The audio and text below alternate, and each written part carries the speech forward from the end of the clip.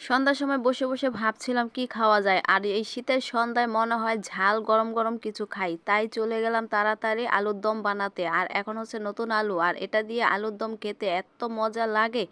আলুটাকে আমি একটু ধুয়ে নিয়েছি, কারণ যেহেতু নতুন আলু একটু বালি বালি, সেটা ধুয়ে ছুরি দিয়ে ভালো করে ছিলে পিস পিস করে কেটে এটাকে আমি আগে থেকে একটু সিদ্ধ হতে দিয়ে দিলাম, যাতে করে ভালোভাবে সিদ্ধ হয়। সামান্য লবণ দিয়ে সিদ্ধটা কিন্তু আমি করে নিয়েছি।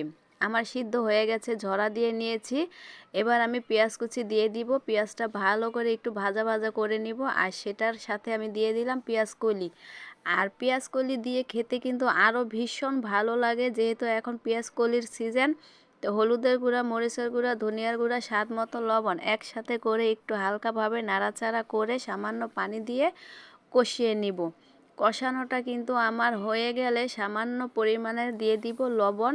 আর লবণটা কিন্তু বুঝে শুনে দিতে হবে, আগে কিন্তু আমি একটু দিয়েছিলাম। দিয়ে দিলাম টমেটো কুচি, আর এই টমেটোটা দেওয়ার ফ্লেভারটা এত ভালো লাগে, যাতে করে মশলাটা একটু ঘনত্ব হয়, সেজন্য দেওয়া।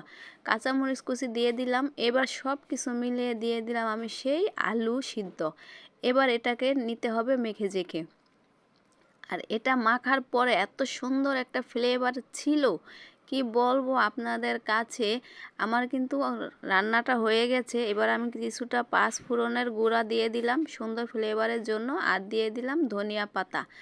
এই দুটা একসাথে মিক্সড হয়ে এত সুন্দর একটা ঘ্রাণ বের হচ্ছিল, আমার কিন্তু রান্নার সময় জিভে জল এসে পড়েছে। আর সন্ধ্যার সময় এই রকম যদি আলুর দম হয় শীতের সন্ধ্যায়, সেই স্বাদ কি যে মজা! একদিন বানাইয়া খাইবেন এই শীতের সন্ধ্যায়। আলুর দাম কিন্তু এখন বাজারে খুবই কম, খুবই কম, তাই আজকেই বানিয়ে খেয়ে নিন।